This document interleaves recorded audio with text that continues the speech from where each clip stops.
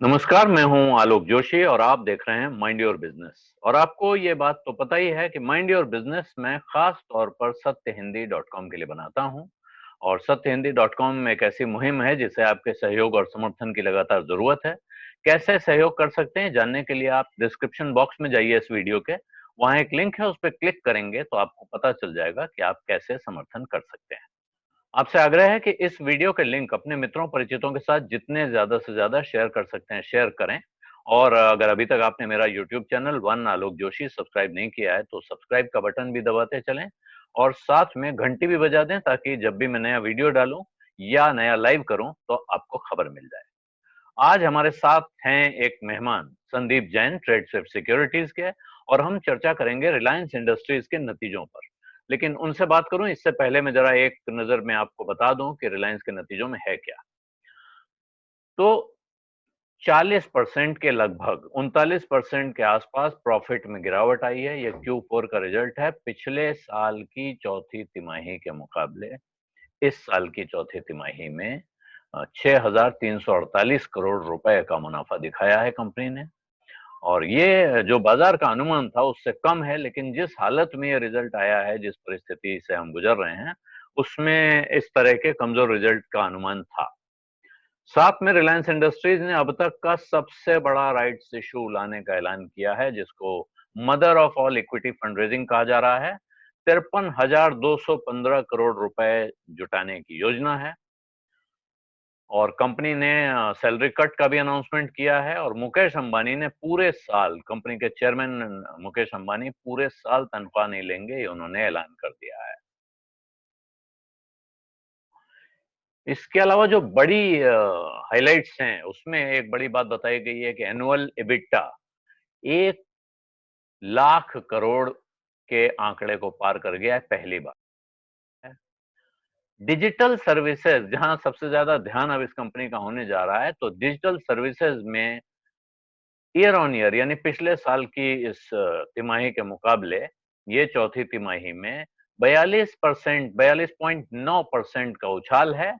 6,452 करोड़ रुपए इसका एबिटा आया है क्वार्टरली। और डिजिटल सर्विसेज में एनुअल रेवेन्यू राइज जो है वो 40% से ऊपर का है।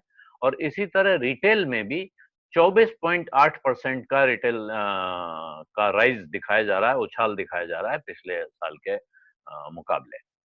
और साथ में 6.5 रुपए प्रति शेयर का डिविडेंड का ऐलान किया है रिलायंस ने। और जो जियो की, अब क्योंकि जियो आपको पता ही है अलग कंपनी हो रही है, तो जियो के बारे में 38 करोड़ 80 लाख भारतीयों के लिए ये डिजिटल लाइफलाइन बन चुकी है, ये कंपनी बता रही है। 2 करोड़ 40 लाख सब्सक्राइबर्स इस तिमाही में जुड़े हैं। और 1% से भी कम जो ग्राहक हैं इनके गए हैं, ये कंपनी का कहना है। तो एक तरह से कंपनी अपनी तरफ से जो आंकड़ा दिखा रही है उसने काफी अच्छी खबरें दी हैं। लेकिन ये रिजल्ट जानकारों को कैसा लग रहा है, वो क्या कहते हैं और माइंड योर बिजनेस पर रिलायंस इंडस्ट्रीज के नतीजों को एनालाइज करने के लिए हमारे साथ हैं ट्रेडस्विफ्ट सिक्योरिटीज के संदीप जैन। आप लोग जानते हैं इन्हें, वर्षों से देख रहे हैं, ये बड़ी कंपनियों के नतीजों पे इस तरह से प्रतिक्रिया देते हैं। आज पहली बार वन आलोक जोशी मेरे चैनल पर हैं ये। Sandeep ji, mind your business में आपका स्वागत है। Thank you so much Alok ji, invite करने के लिए। देखिए मजा आया, नाम तो मुझे बहुत ही अच्छा लगा माइंड योर बिजनेस चैनल का, और इस चैनल पे आपसे रूबरू होने का मौका मिला पहली बार। So thank you so much for that, and it's a very unique platform. Sandeep ji, जो रिलायंस इंडस्ट्रीज के नतीजे आए हैं, कंपनी ने तो उसमें बताया अपनी तरफ से 1 लाख करोड़ का एबिटा क्रॉस कर लिया। और पिछले साल के आखिरी क्वार्टर के मुकाबले, हालांकि जो प्रॉफिट का इस वक्त माहौल है उसमें उम्मीद थी, आशंका थी कि कंपनी के जो नंबर्स आएंगे वो उतने शानदार नहीं होंगे। लेकिन फिर भी मैं आपसे सीधे, क्योंकि मैं उसमें अपनी तरफ से कोई राय दिए बिना आपकी राय पहले जानना चाहता हूं, आपके हिसाब से रिजल्ट कैसा है? मैं मिक्स्ड ही कहूंगा। देखिए आलोक जी, रिजल्ट्स, नेट प्रॉफिट गिर के आया, एक मुश्त घाटा था उसकी वजह से भी गिर के आया। फिर इतना बड़ा जियो का कंट्रीब्यूशन होने के बाद भी अगर नेट प्रॉफिट इतना कम आ रहा है तो सर्टेनली मुझे लगता है, और प्लस एक अदर इनकम का भी कंपोनेंट है, तो जो क्वालिटी ऑफ अर्निंग्स है उस फ्रंट पे कोई बहुत ज्यादा मुझे इंप्रेस नहीं किया, बट सर्टेनली जियो का परफॉर्मेंस ने बहुत इंप्रेस किया। और एक क्लियर कट ये चीज हो गई है कि ओल्ड इकोनॉमी बिजनेसेस और न्यू इकोनॉमी बिजनेसेस, जो कि मैं बहुत सालों से कहते आया हूं, और पिछले 4-5 सालों में तो इस कंपनी ने क्लियरली ये चीज तो एस्टेब्लिश कर दी कि ओल्ड इकोनॉमी बिजनेसेस को वो लोग लो मार्जिन बिजनेस मानते हैं और लो ग्रोथ वाले बिजनेसेस है, और जो न्यू इकोनॉमी बिजनेसेस है वो फैंटास्टिकली ग्रो भी किए हैं। भले वो रिटेल का बिजनेस हो, वो भी पिछले 2-3 क्वार्टर से बहुत अच्छा परफॉर्म कर रहा है। जियो ने बहुत अच्छा परफॉर्मेंस शुरू किया, 2017 अक्टूबर का क्वार्टर जो था वहां से लेकर अब तक प्रॉफिट्स बढ़ते ही जा रहे हैं और करीब इस बार 2300 करोड़ का प्रॉफिट दिया है। बट फिर मैं ये कहूंगा कि आरपू के फ्रंट पे बहुत इंप्रेस नहीं किया, $130 के लगभग। मुझे लग रहा था कि और भी बेहतर आना चाहिए, बट फिर भी ऐसा लगता है कि आने वाले क्वार्टर में हो सकता है आरपूस ज्यादा बढ़ेंगे, क्योंकि अप्रैल का जो महीना था वहां पे डेटा का कंजम्पशन बहुत जबरदस्त हुआ है, सर्टेनली लॉकडाउन की वजह से। बट एक चीज और, ये क्वार्टर जो था इसमें लॉकडाउन का इंपैक्ट बहुत ज्यादा नहीं था, लास्ट के 10 से 15 दिन का था। बट आने वाले क्वार्टर में जो ऑयल एंड गैस में जो कोहराम मचा है उसका इंपैक्ट मुझे लगता है कि इनके बैलेंस शीट पे दिखेगा। बट रिजल्ट में काफी स्वीटनर्स है, तो मुझे लगता है कि उसकी वजह से ऑलरेडी एक बहुत बड़ा परफॉर्मेंस ये स्टॉक दे चुका है, तो ऐसा लगता नहीं कि मार्केट बहुत बड़ा थम्स अप मंडे के दिन देगा। ओके, तो आपने कहा कि रिजल्ट में बहुत सारे स्वीटनर्स हैं, तो इसमें जो और अच्छी बातें हैं वो क्या दिख रही हैं आपको? अगर मैं कहूं कि आप अच्छी बातें बताइए, और चिंताएं क्या दिख रही हैं? देखिए, अच्छी बातें बहुत सारी है, सर्टेनली ये चीज तो माननी पड़ेगी कि ये कंपनी हर बार कोई ना कोई बड़ा सरप्राइज देती है। हर क्वार्टरली रिजल्ट में पहले नेट प्रॉफिट्स बढ़ रहे थे, इस बार एक नया चीज जो आया, जो कि वैसे राइट्स इशू का अनाउंसमेंट कर चुके थे, बट राइट्स इशू में भी देखिए 14% डिस्काउंट पे राइट्स इशू ला रहे हैं, और करीब 54,000 करोड़ के लगभग का राइट्स इशू है। और उसमें एक जो बढ़िया चीज की है वो 25% आपको सब्सक्रिप्शन अमाउंट देना है। तो हर बार कोई ना कोई नई चीज ये कंपनी लाती है रिटेल इन्वेस्टर्स के फ्रंट पे, और इस नर्व्स को बहुत बखूबी ये कंपनी पहचानती है। और रिटेल इन्वेस्टर्स का जो कल्ट है इंडिया में, इक्विटी का जो कल्ट है, ये नहीं भूलना चाहिए कि रिलायंस ने ही कहीं ना कहीं बहुत बड़ा रोल प्ले किया इसमें।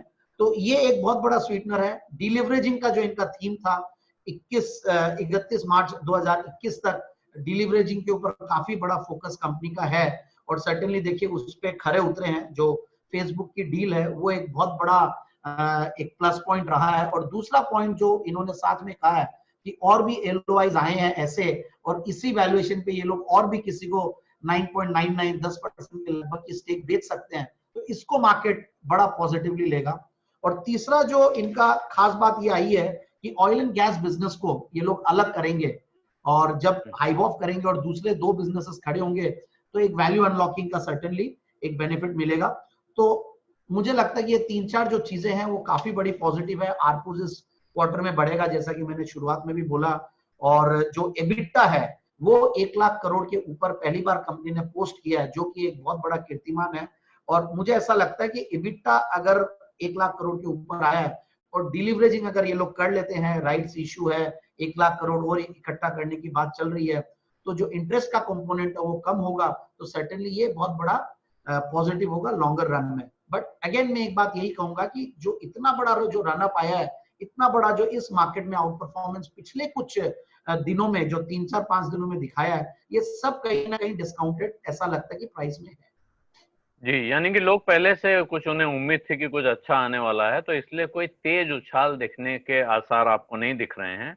लेकिन आपसे पूछूं मैं, आप क्या करेंगे रिलायंस के शेयर में कल? क्या करेंगे? देखिए, मैं लॉन्ग टर्म के लिए तो सर्टेनली इन्वेस्ट करने की राय दूंगा, मतलब जिन्होंने ले रखा वो होल्ड करके रखे, और कहीं भी डिक्लाइंस आए तो सर्टेनली स्टॉक को लेना चाहिए, क्योंकि देखिए जो राइट्स का जो स्वीटनर है उसको सर्टेनली रिटेल इन्वेस्टर्स अवेल करना चाहेंगे। और ये चीज नहीं भूलना चाहिए कि जियो का जो बिजनेस हो बहुत रोबस्ट अब हो चुका है, रिटेल का बिजनेस भी और बेहतर ये लोग करेंगे, और दो जब विंग्स अलग अलग होंगी, न्यू इकोनॉमी बिजनेस और ओल्ड इकोनॉमी बिजनेस, तो मुझे लगता है कि लॉन्गर रन में तो सर्टेनली रिटेल इन्वेस्टर्स के लिए एक बहुत बड़ा फायदे का सौदा होगा। बट शॉर्ट रन में और ट्रेडर्स लोग के लिए मैं ये बोलूंगा कि एक बार बहुत बड़ा मूव दे चुका है, और मार्केट्स अगर ब्रॉडर मार्केट्स नहीं परफॉर्म करते हैं, कल को लॉकडाउन खुलने के बाद रिवाइवल नहीं दिखती इकोनॉमी में, और सारे इश्यूज भी आएंगे सामने। अभी तो क्या लॉकडाउन के दौरान एक बेनिफिट ऑफ डाउट रहता है, भ्रम बना रहता है कि चीजें कितनी बुरी होगी वो नहीं पता। तो मुझे ऐसा लगता है कि एक बार जिन्होंने ले रखा वो होल्ड करके रखे, जिनको लेना है वो डिक्लाइंस का वेट करे, अपॉर्चुनिटी टाइम आएगा, ऐसा मेरा मानना है, और लॉन्गर रन के लिए होल्ड करके रखने की राय रही। जी, राइट्स पे आपने कहा कि राइट्स जो बहुत बड़ा स्वीटनर है और इस वक्त उसको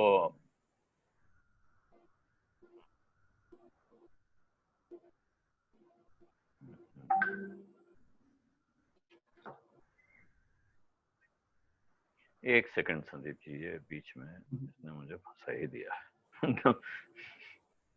हाँ चीज हाँ, अरे मेरा मोबाइल जो है ना बीच में वो इस कंप्यूटर से भी कनेक्टेड है, तो वो साथ में यहाँ घंटी बजाने लगता है इसलिए। हाँ संदीप जी, आपने राइट्स का जिक्र किया और कहा कि ये बहुत बड़ा स्वीटनर भी है ये राइट्स, लेकिन मैं जब राइट्स का आंकड़ा देख रहा हूं तो मुझे जब रिटेल इन्वेस्टर की नजर से देख रहा हूं 15 पर 1। अब आप सोचिए जिसके पास 50 शेयर है, 100 शेयर है, उसको क्या मिला? 3 शेयर, 6 शेयर मिलने वाला है।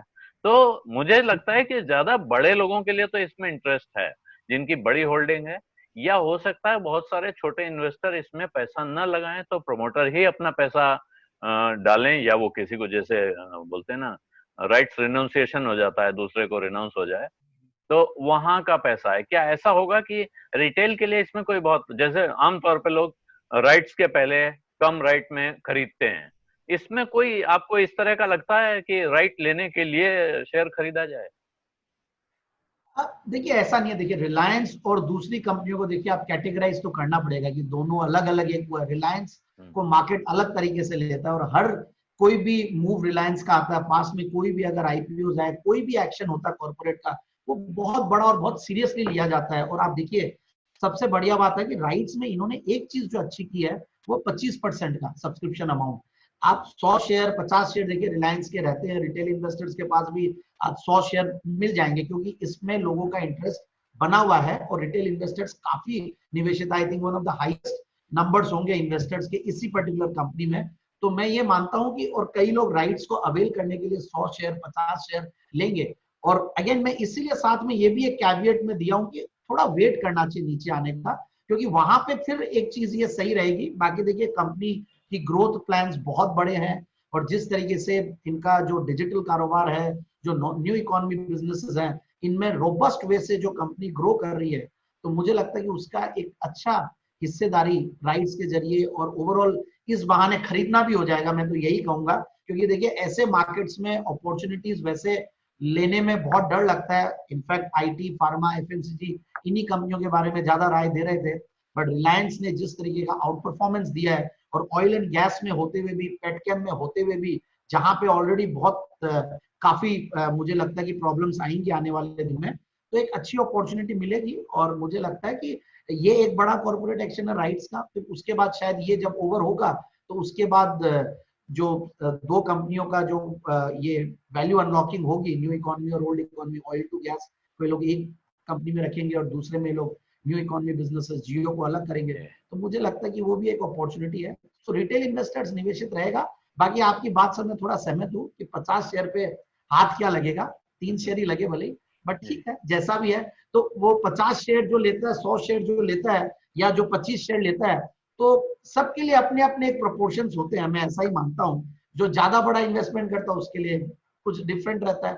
सो ओवरऑल इस चीज का फायदा तो सर्टेनली इन्वेस्टर्स उठाएंगे और मेरी राय ये भी रहेगी कि उठाएं। जी, तो मतलब आपकी राय में ये बिल्कुल साफ है कि अभी आप ये, भले ही आपको लग रहा हो कम शेयर मिल रहे हैं, लेकिन रिलायंस में इन्वेस्टमेंट छोड़ना नहीं चाहिए, मौका मिले तो नीचे स्तर पे करना चाहिए। और जो राइट्स में मिलेगा वो ठीक है, लेकिन आगे जो जहां नजर होनी चाहिए वो है जियो का पब्लिक इशू आ सकता है, या इसी में से आपको 1 पर 1 शेयर, 2 पर 1 शेयर उस नई कंपनी का मिल सकता है। उस वक्त आपको ये जो जो आपने कहा सरप्राइज एलिमेंट ये कंपनी लाती रही है अपने इन्वेस्टर्स के लिए, तो किसी भी दिन ला सकती है। तो रिलायंस के रिजल्ट्स पे बात करने के लिए बहुत बहुत धन्यवाद Sandeep ji. Mind your business में आपने पहली बार अपना चेहरा दिखाया पहली बार दर्शक जी। मैंने मेरा माइंड लगाया आपके माइंड योर बिजनेस चैनल पे, जी वॉइस के साथ माइंड भी लगाया। Thank you so much for that जी। आलोक जी। तो एक मैं दर्शकों के साथ एक आग्रह कर लूं, एक तो पहले आपको मैं सफाई कर दूं कि देखिए मैंने जो बात की, संदीप जी ने जो बात की, इसमें से कोई भी आपके लिए व्यक्तिगत इन्वेस्टमेंट एडवाइस नहीं है। अगर आप जयपुर में रहते हैं, दूसरे शहरों में रहते हैं, आप संदीप जी से डायरेक्ट एडवाइस लेना चाहते हैं, तो आप इनके ग्राहक बने और इनकी वेबसाइट पे जाके देखें, तब वो राय आपकी मानी जाएगी। इस वीडियो को देखकर आप कोई एक्शन करते हैं तो उसके लिए ना मैं जिम्मेदार होऊंगा, ना संदीप जैन जिम्मेदार होंगे। इसके लिए आप अपनी रिसर्च करें या अपने क्वालिफाइड इन्वेस्टमेंट एडवाइजर की सलाह लें, ये बहुत जरूरी है। और आखिर में ये आग्रह भी करूंगा कि इस वीडियो के लिंक अपने मित्रों परिचितों के साथ ज्यादा से ज्यादा शेयर करें। और अगर अभी तक आपने मेरा यूट्यूब चैनल वन आलोक जोशी सब्सक्राइब नहीं किया है तो सब्सक्राइब का बटन दबाना भी न भूलें। धन्यवाद, नमस्कार।